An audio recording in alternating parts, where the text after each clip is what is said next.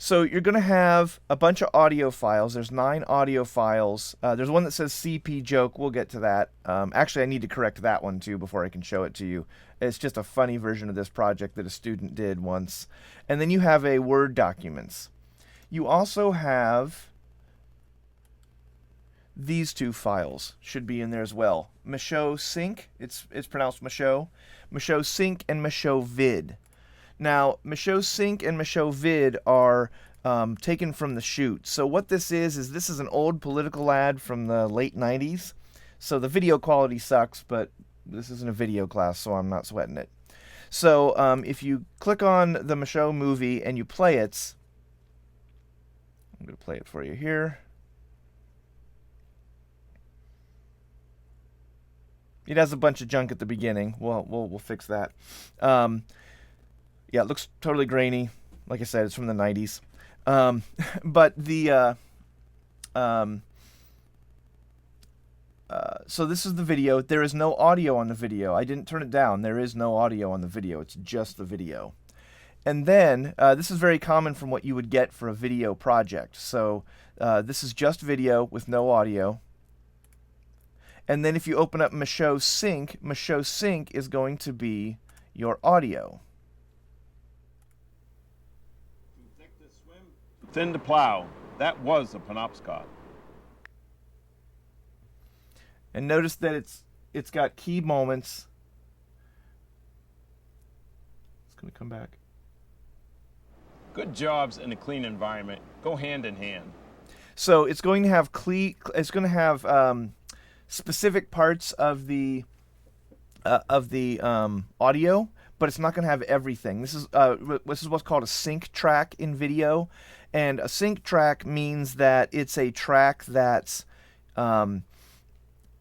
it came with the audio. It was shot on site, right? Somebody took a video camera out there with a microphone on the top of it, and this is the audio they captured from the guy saying it when they shot the video, but it is obviously incomplete. So you need everything in this track, but it's not complete by any stretch of the imagination. Now, the next thing to look at here would be the Word documents, and I'm going to open it up with Pages, or actually it should open up with what I'll probably make a PDF of this so it's easier to open. This is the announcer voiceover, which normally I record in person there, but because of this, I'm going to record it for you and send it to you as an audio file. So, as you can tell from this script, you have the sync starts it, which is Too thick to swim, too thin to plow. That was a Penobscot. okay. So see, that's what the sync video audio said. You will not get that from me as a voiceover. And then the announcer will be the cleaning up Maine's rivers and lakes was the reason Mike Michaud ran for the legislature. And then the sync is good jobs in a clean environment. And then in Congress, sync, we owe it to them, Mike Michaud working hard for us. So what ultimately you're going to get is all the announcer tracks, and it will be an audio file that I've created, and it'll be a raw audio file. So you're going to have to EQ it, compress it, do whatever you need to do to make it sound good. You're also probably going to have to edit it because my timing might not be right. I might make a mistake. It might not be perfect. Whenever you get into doing this kind of stuff, you'll find that in music, we tend to be pretty leisurely in the time we take to do things. In video, it's a quick turnaround. So it wouldn't surprise me if I was doing this thing and the voiceover artist said, hey, I've got, 15 minutes to come over and hit that real quick, and then I'm off to my next thing. And they'll hit there, and you'll get a couple takes, and they'll be gone. And you'll be left with a good one. We'll nail it we'll nail it, and it won't be a problem. But if you have any issues, you got to solve them after the fact. You don't have the luxury of doing 10 hours of voiceover recordings. So this is going to be something else you're going to have to refer to. These audio tracks are all audio tracks that are royalty-free music beds. And there's no real name to these. They're not really songs. Royalty-free music beds mean that you can use this all day long in your productions and never get a copyright claim because it's copyright-free. So You can post this on YouTube. You'll never get flagged or any of that stuff because it is designed for this particular use. And these are fairly generic backing tracks like this yourself. So they're all very short, 6 seconds, 40 seconds. Actually, no, the audio 9 was something else, but 39 seconds, 38 seconds. Notice they're a little over 30 seconds. Because one of the things about a video spot is you are not allowed to go over 30 seconds or they just will cut your video. So you need to make sure that the audio lines up at exactly 30 seconds, and we'll figure out how to do that. Don't worry about it a ton right now, but I'll show you how to do that on next Tuesday. So each one of those audio files, even if you can't, I can't play them for you. I missed setting something up, but anyway, each one of these audio files is basically a generic music loop that you will need to pick one that you think fits the mood for the spot, and then you'll need to edit it down so that it fits within the 30 seconds. Now, you'll find that when you play these audio tracks, they are all easy to loop. They are all very repetitive loop-based things. So it shouldn't be super difficult to find an edit point in these music tracks. Now, 9, if I recall correctly, is a sound effects, and if I recall correctly, it's the river. So let's talk a little bit about sound effects. Oh, and by the way, you only have to pick one of these tracks of music. Now, when you play them, I think you're going to figure out pretty quickly that some of them work and some of them don't. Think about the mood of each one. Like, some of them are a little suspenseful, which is not really what you want for a political ad. Well, not for this political ad, maybe an attack ad, but this is back in the 90s when it wasn't about attack ads. So the video that we watched was obviously more optimistic and more positive and more socially conscious. It wasn't, the other guy has done this horrible thing. It wasn't that. So you're going to want to find music that reflects that and fits underneath the track. Okay, so you have 8 potential audio tracks. There's more than one that will work for this spot, so it's really up to you as to which one you choose. 9 is a sound effect. Like I said, I believe it's the water, and you should be able to dig into that. And then you have the document, the Michaud audio, which is your sync, and then Michaud video, which this is all going to go into Pro Tools. Now, let me also show you that you have an SFX library. Oh, I put something else in this folder by accident, so ignore those first 2 folders. But you should have 2 sets of folders. You should have the Sony SFX, and these are divided up into categories. So you have animals, natural elements, backgrounds, home and office, impacts, etc., etc. So if I want something like a typewriter, I would look in home and office, and then I would just scroll down here alphabetically. LMNOPQRS. There is no typewriter, but there's a toilet flushing, so oh, urinating, great. Hey, you need that stuff sometimes. So payphone, all sorts of stuff. So if you want to look in the Sony FX library, it's done by categories. If you want to look in the 15 archive, I don't know if it's XV or 15, the marketing on this thing was kind of weird. This is alphabetical. So if I want a typewriter in this one, then I need to figure out where that would be. LMNOPQRS. Okay, so typewriter would be somewhere between teletype and actually no, it would be actually, I guess there's not a typewriter because typewriter would be TY and this stops at TU and then it jumps to Velcro. So I guess there's no typewriter in there either. But you'll need to look through here just to see alphabetically where your thing fits. And then you open that up and then you look for that. Now, we have literally thousands of sound effects in this library. Sound effects are incredibly short and small. I mean, some of them are less than a second. So if you look, they're measured in kilobytes. So they don't take up much space, but holy crap, there's a lot of them.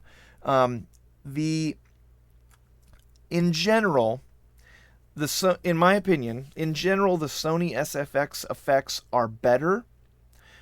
These are literally taken from the Sony movie studio professional sound effect library. So everything that's in that folder sounds amazing. They all sound great.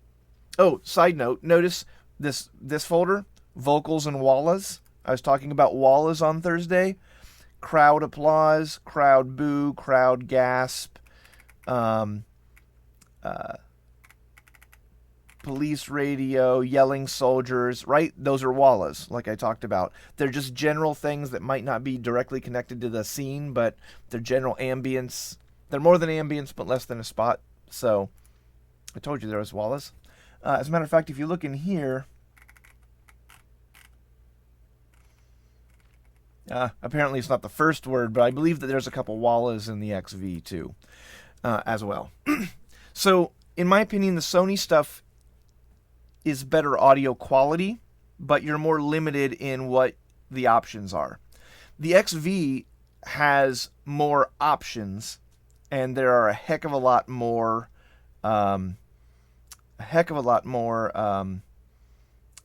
files in there. So, like for instance, if I want a crowd,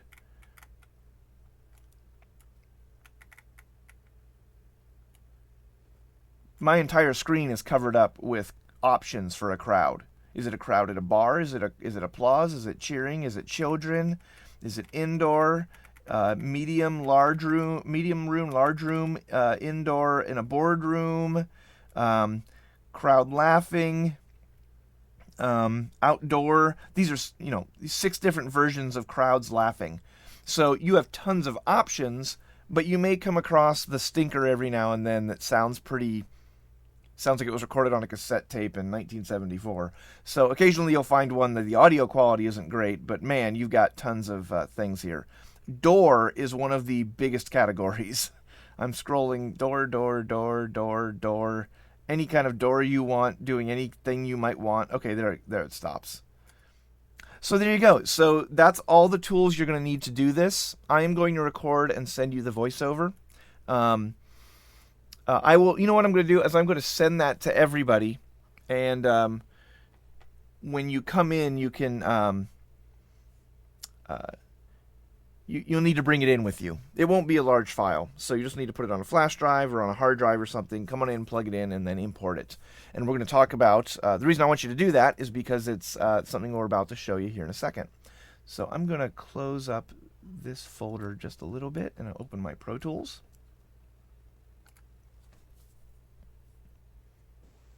Is there any way for you to increase the resolution on what you're showing us?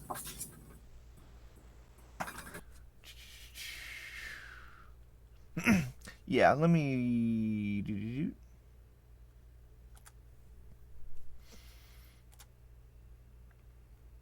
I'm normally hesitant to do so. You guys are now seeing yourself in a loop. I'm a little hesitant to do so just because I don't want it to choke, but yeah, let's see if I can make it a little bit better looking here.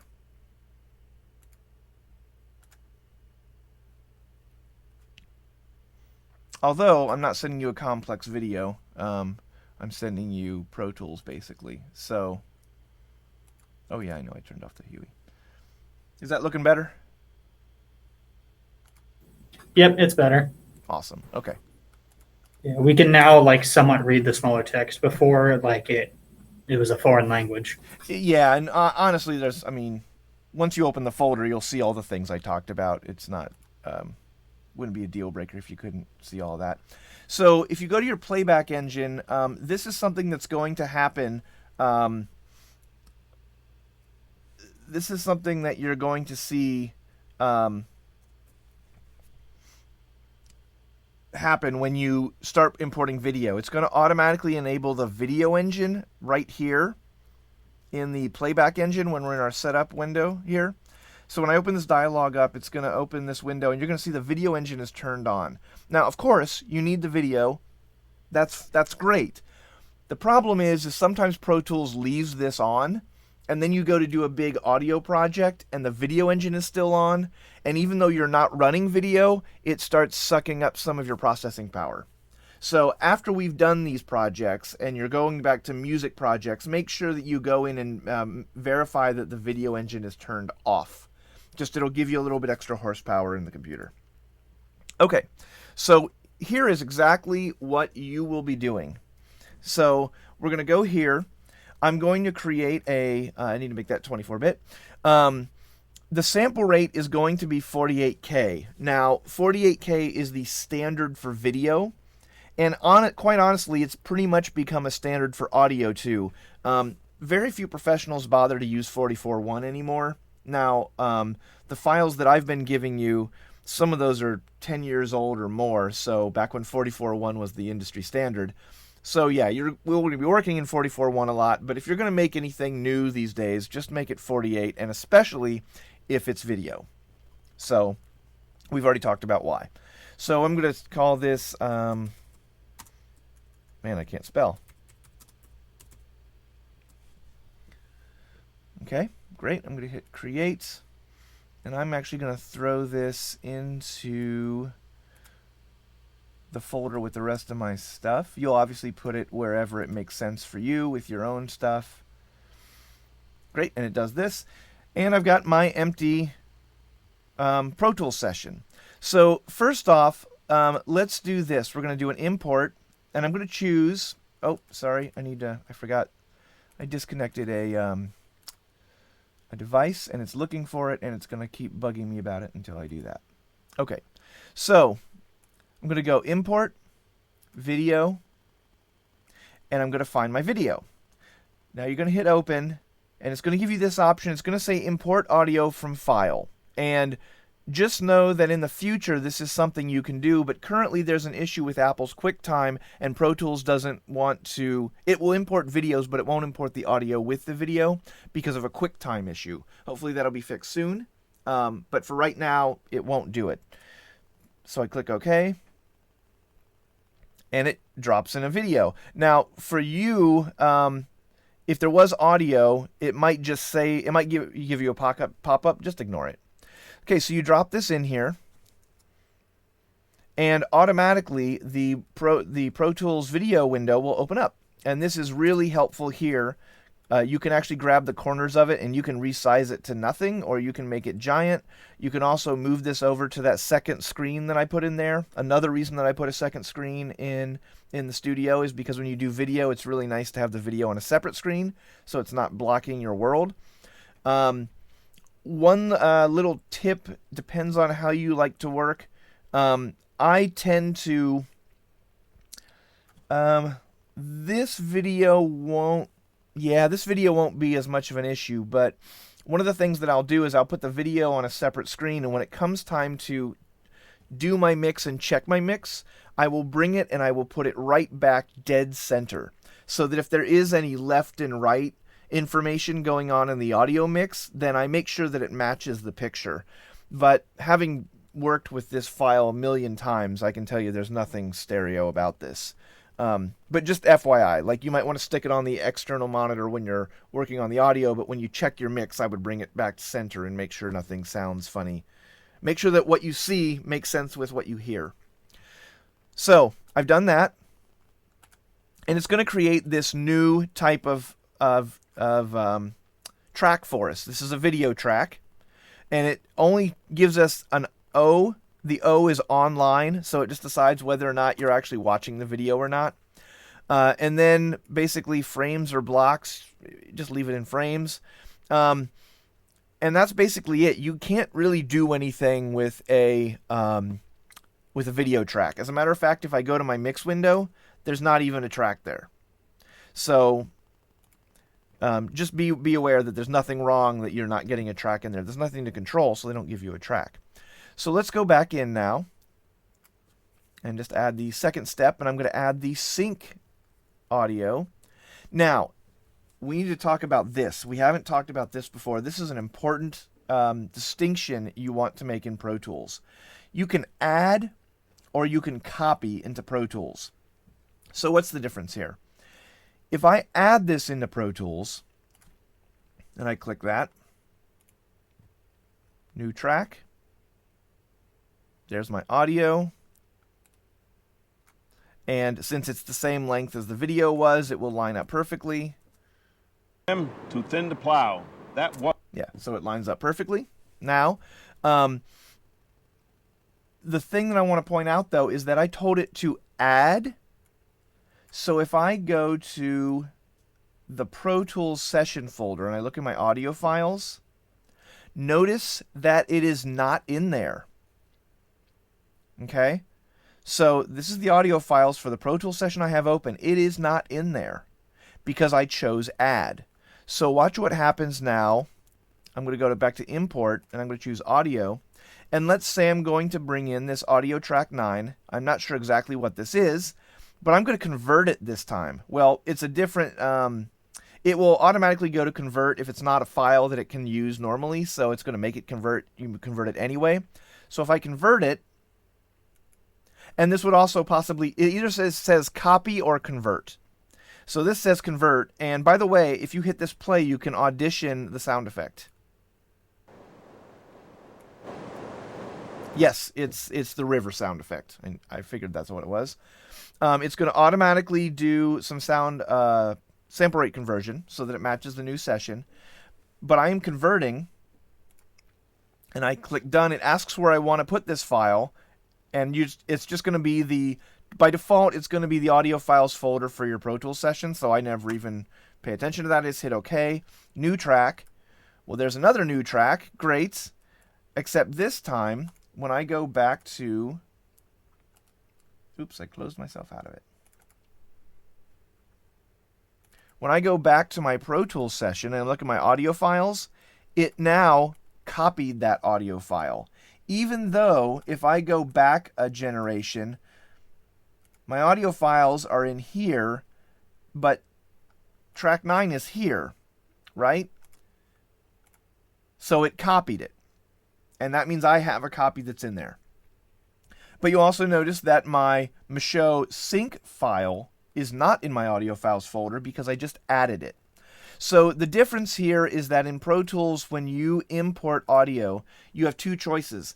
You can either say, I want to use this audio, but just reference it from the other location.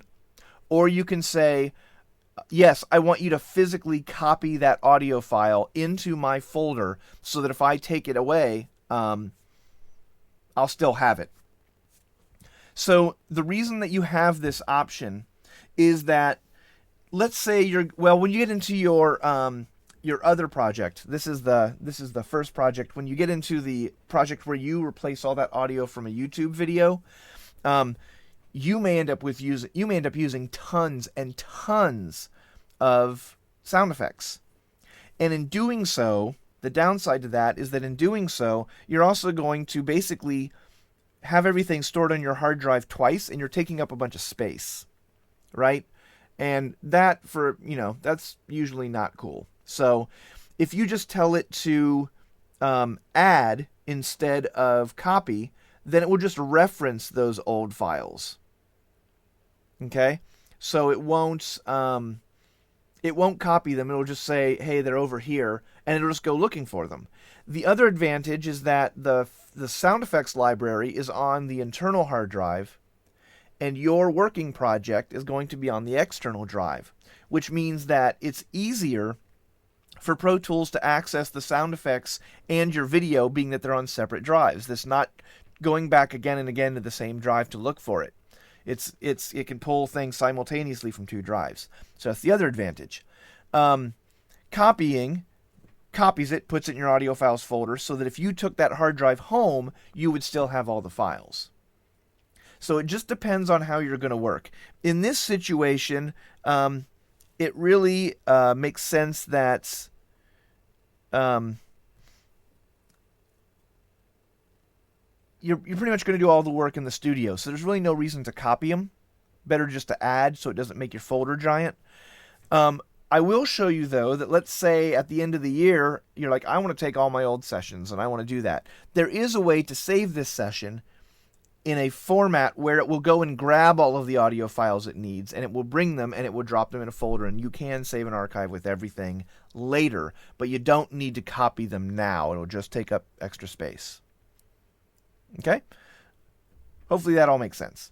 So I'm also going to suggest that you go ahead and grab all your audio files, which in this situation, they all are 16-bit, so they need to be converted to be 24-bit. Or I'm sorry, they're 44.1, they need to be converted to be 48K. It's going to ask me where I want to put them, so it's going to have to make them again. It's going to take it a quick second to process. So I want it to be on a new track, and of course it starts loading up my my session with tracks. So these are all my music tracks. I would find the one that I think sounds good. I would play these back. They're all acoustic guitar and piano and all sorts of, cheesy kind of background sounds. So if you go in here, they're very well recorded. Like, you can see where all the beats are, so it's easy for me to say I just took 2 beats out of the song by just digging in there. So I would find a place that you can edit, bring stuff together. Oh, there's something else I need to show you here. And then you do a crossfade. So let's do that real quick. So I'm going to minimize Mike Michaud here. And let's maximize this so that you guys can really see what's going on. Okay, so let's say that this is the audio track that I have decided on. I'm going to undo those quick edits that I just did. And I'm going to zoom it to a point where I can pretty easily see the attacks, right? We talked about the transient when we talked about ADSR. So this is what you're looking at here. These are all the downbeats. Here, there's the next one, there's the next one, there's the next one. So let's say I wanted to cut 2 beats out of this, and I'm going to go ahead and go chop, delete, got rid of it. Now I need to bump this guy up against here. There's a couple problems. I don't want it to stutter, so how am I going to make this work? Now, as much as I've advocated to not mix with your eyes, this is a process that is visual. With a byproduct that it will sound better, ironically. So see how in these 2 videos, see how that's my tallest part of the waveform here, and then here's the tallest one here. When I click and drag this one and I go over it, it should be translucent enough that I can line them up on top of each other and get those waveforms to kind of match. Let go, you've got a sync. That should be pretty well in time. Now, you will get a click if you don't do anything, because see right there where Pro Tools is trying to make the waveform jump? There's a solution to that. Go to the bottom of your edit. You'll get the little, it looks like you're looking down on a pyramid. Click and drag, and you will make a crossfade, and that will smooth out any rough transition. And when I zoom out, play them all at once. That's ugly. It sounds smooth, and if I didn't know there was an edit there, I wouldn't catch it. So when you make your edits, look for the beats in the track, right? They're very easy to see most of the time. There's one, there's one, there's one. There's a little one, there's one. Obviously, there's one where I made an edit. There's one, right? Once you start looking around and messing with this, it doesn't take long for you to figure out what it is you're looking at in the waveform. So do that. And make your track shorter so that it needs to start around the time of the audio, and then it needs to finish. I'm sorry, of the video. It needs to finish when the video finishes, as you can imagine. Okay, so that's how you do your backing track. Okay. Again, if you don't remember what this is, I'm holding the Option key and I'm clicking on the ruler, vertical ruler. I'm clicking on Fit to Window. Since I'm holding the Option key, which is a Do to All modifier, it's doing it to every single track. Okay, so once you have found the music bed that you like, I'm just going to assume that I liked track 1. I would click on the rest of them and right-click and choose Hide and Make Inactive. Okay, right-click on the name of the track and choose Hide and Make Inactive. So that gets them out of my face. I don't have to look at them. But if I go 10 minutes down the road and I say, you know what, maybe I really don't like this song, maybe I want to find another one, all I have to do is come over here and click on one of these dots and it will bring it back. You right click, you can make it active again, and then you have your track back if you change your mind about your music. Okay, So we've talked about sync audio. We've talked about the voiceover I'm going to send you, which you'll edit and you can move it around to make sure it lines up well with the video. We've talked about your backing track. Now let's talk about your sound effects. So there's a couple things that we need to discuss when we talk about sound effects. So the first thing I have here is the stream, and I'm just going to boost the level here so you can see that the stream is there. Okay, honestly, it sounds like white noise right now, but that's what it is. So what I need to do is get out of full screen mode so I can have my video screen back. Now I need to watch my video screen and find out where I need that water. I'm going to mute everything, and I'm going to watch this. Too thick to swim, too thin to plow. Okay, so when I will look at this, I hear his voiceover, and I can hear the river in the background. So do I need to add more river to the video? Probably not, because it's already in the track. Sync audio is the stuff you get for free. However, as I scroll through the video,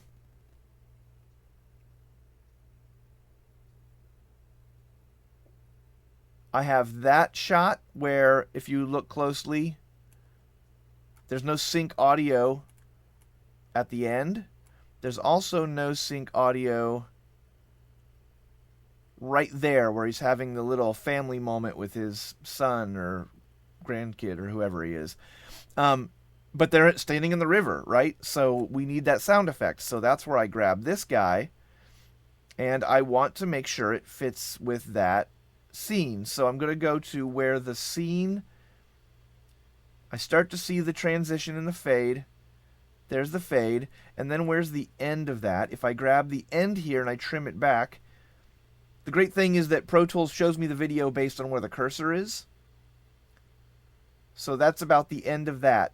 Now, if I come up to my, I'm going to zoom in a little bit to do this. If I come up here to the top of the upper left-hand corner of the sound effect file, I get my fade-in tool. So guess what? Now I can do a fade-in, and I will stop when the previous video seems to have disappeared. And I'm going to do the same thing to the tail. There you go. So now, whoops, I got to turn the sound back on.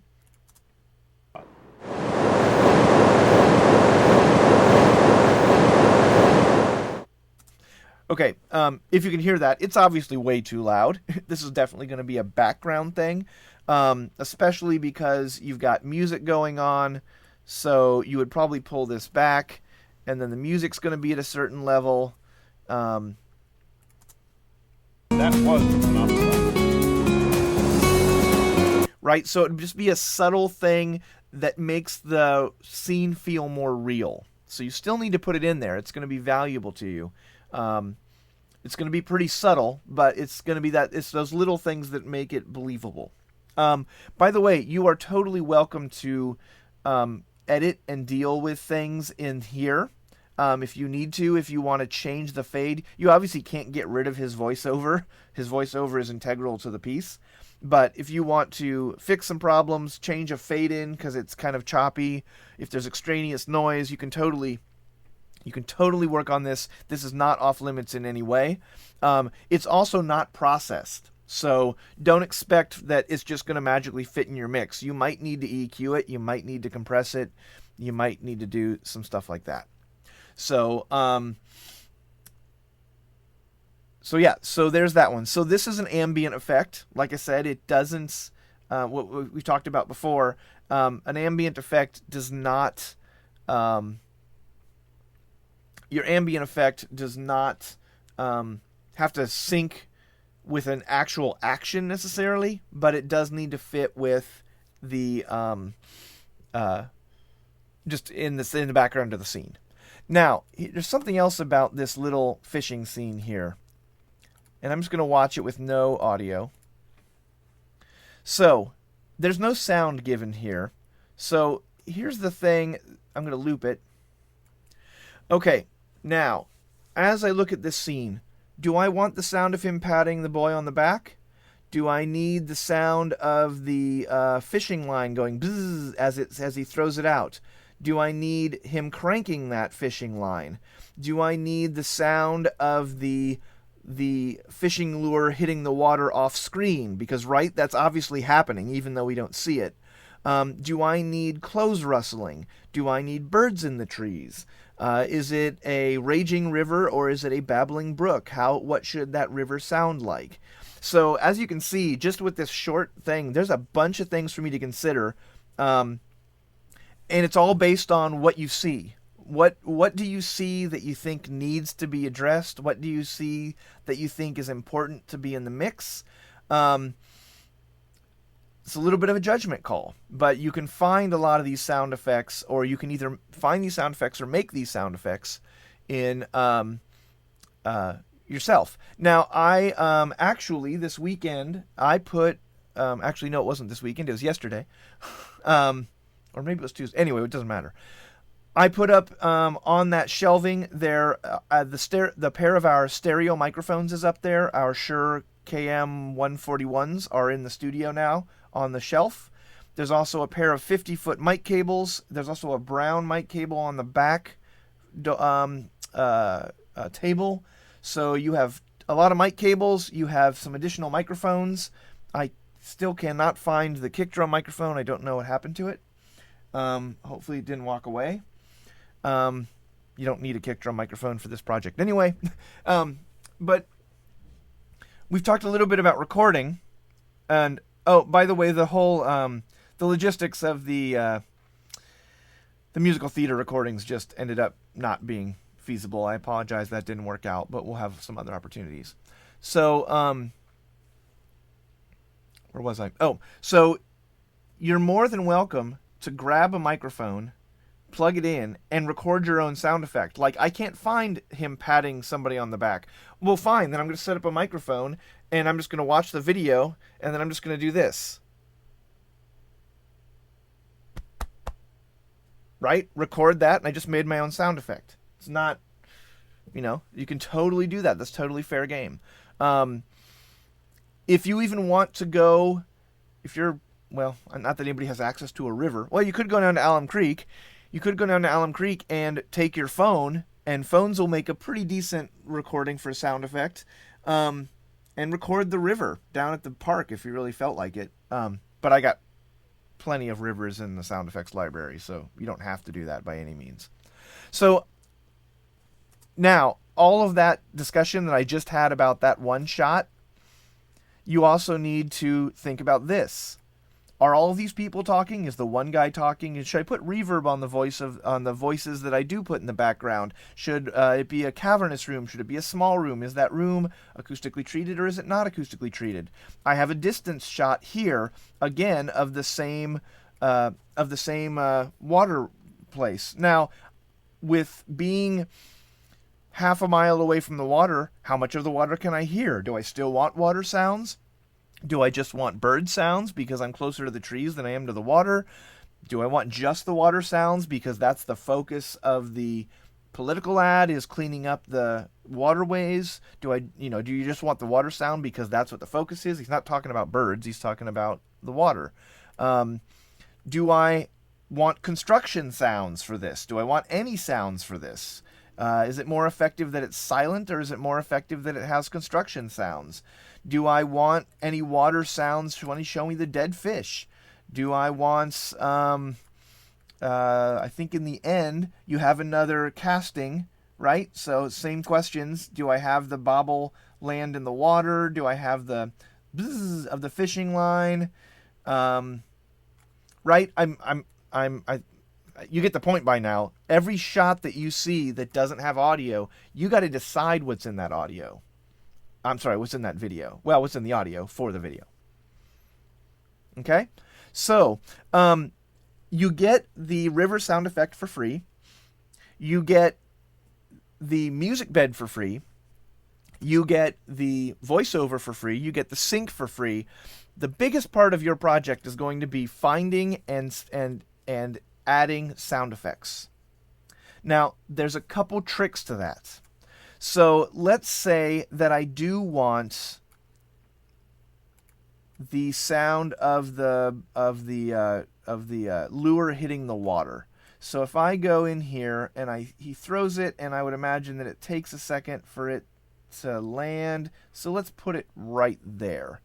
I'm going to click the marker thing just so I can. I'm going to type lure. That way I know where it is I want to put that sound effect. Okay, let's go find a sound effect. Import audio. Now I need to go to my sound effects library. And it's an old hard drive and it's slow, so it's taking it a second. Okay, I'm going to look for, you know what, I'm going to do a search for fishing.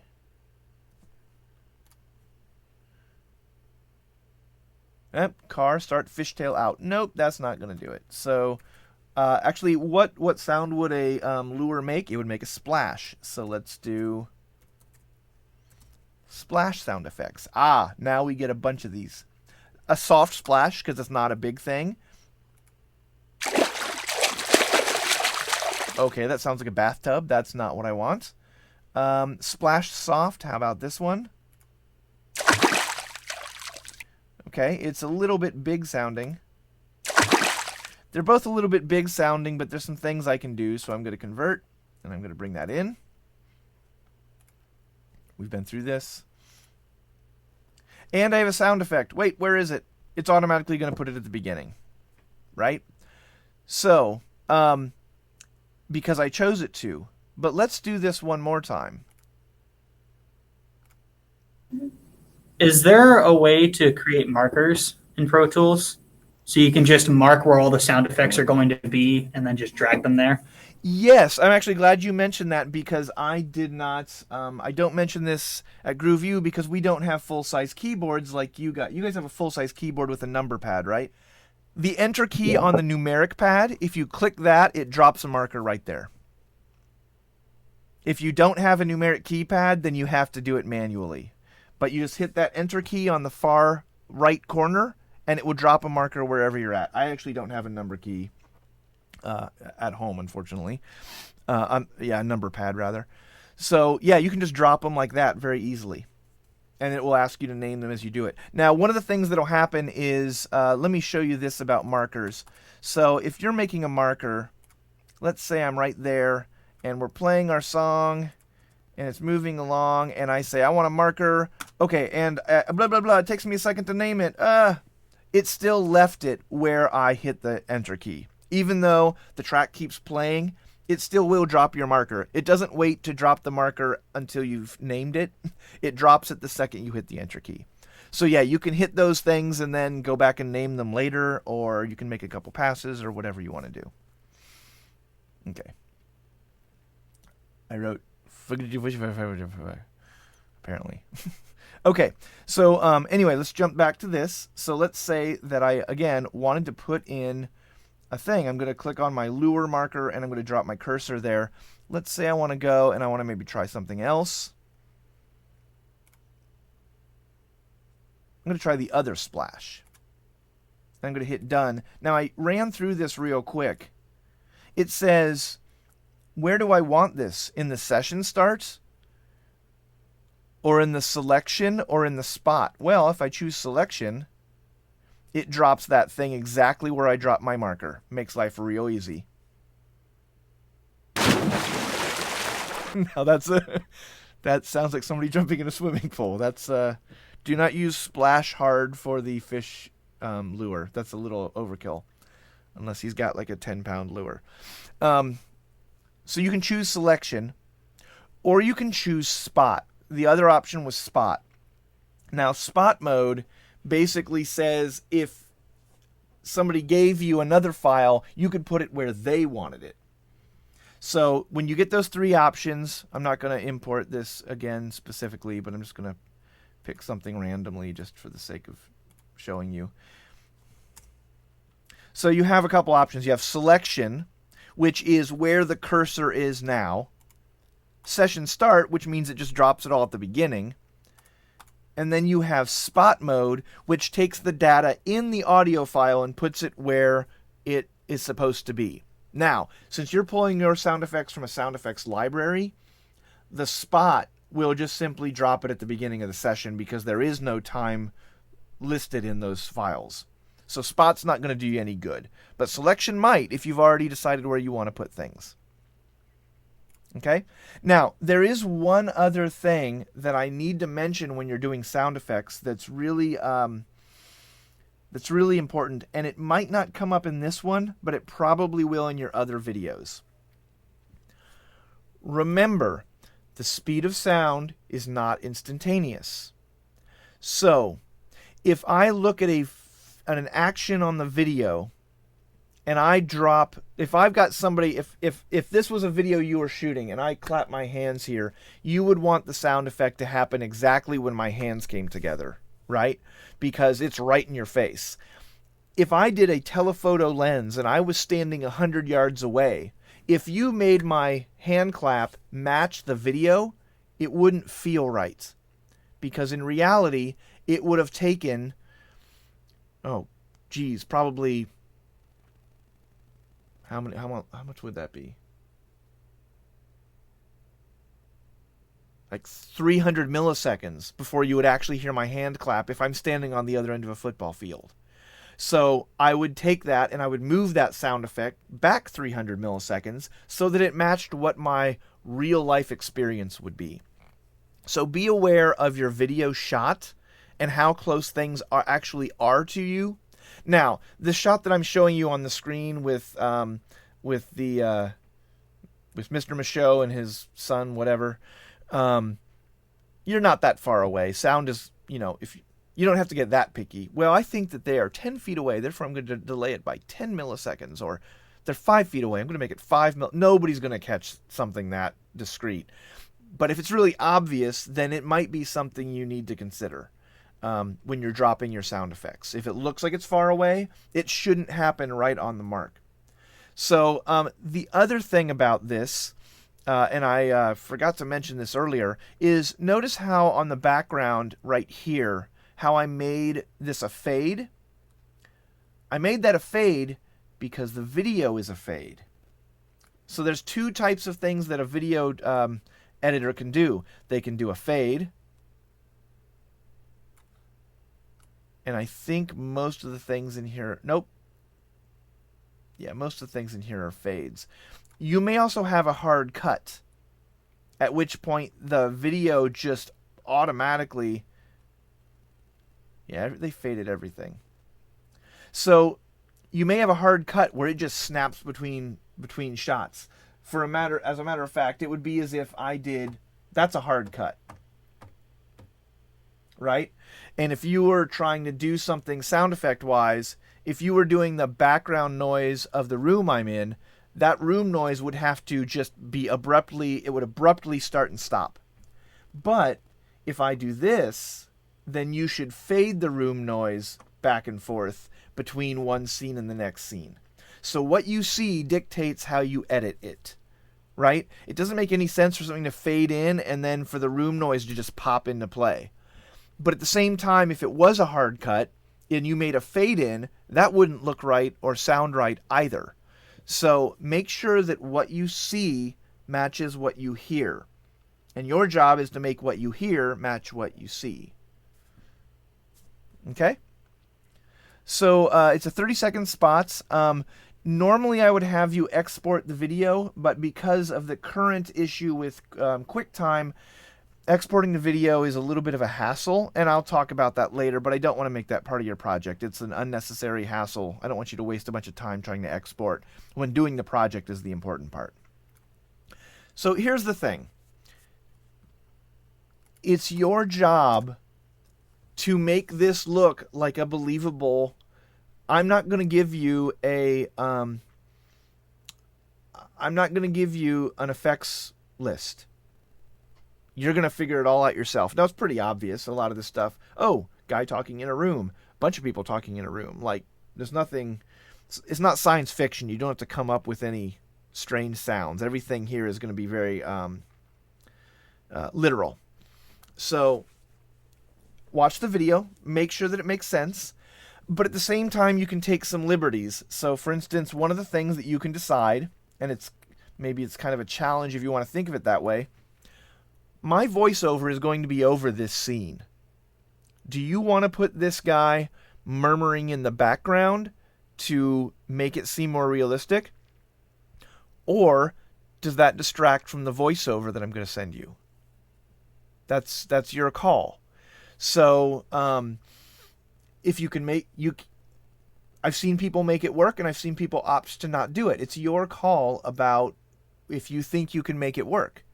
So, there's a little bit of leeway here. Don't put something in just because it's... Having said that everything is literal, there's a certain point where it's better to not have things sometimes. Maybe, because like I can take this shot, and I could do clothes rustling, I could do water, I could do the thing, I could do banter between him and his son, I could do a bird, I could do... Maybe there's an animal crawling around in the grass, I could do all sorts of sound effects that would make it insanely realistic, but it would also be insanely distracting too. So you want to cut it down to the key elements, maybe the water, and maybe the sound of the fishing lure hit, and maybe that's the only two things you do. Or maybe you do the birds in the water. Or maybe, right? You can go a couple different ways with that. So watch the video, put in what you think it needs, and then I will be emailing you my voiceover shortly, and then you'll bring that into the studio, plug it in to the computer, and then you can go to town on it. Okay, so Jimmy, in the studio, so what I'd like for you to do is take the 2 new video files I gave you, put them with the other files that were in the thing that you unzipped. Okay? Delete the old thick final movie because it's corrupted and it F's up everything. Just delete it. Put all of that in a folder, right click, compress it, and relabel it Video Sync Project 2020. So that we know that it's the updated version and you have files that are good and they actually work.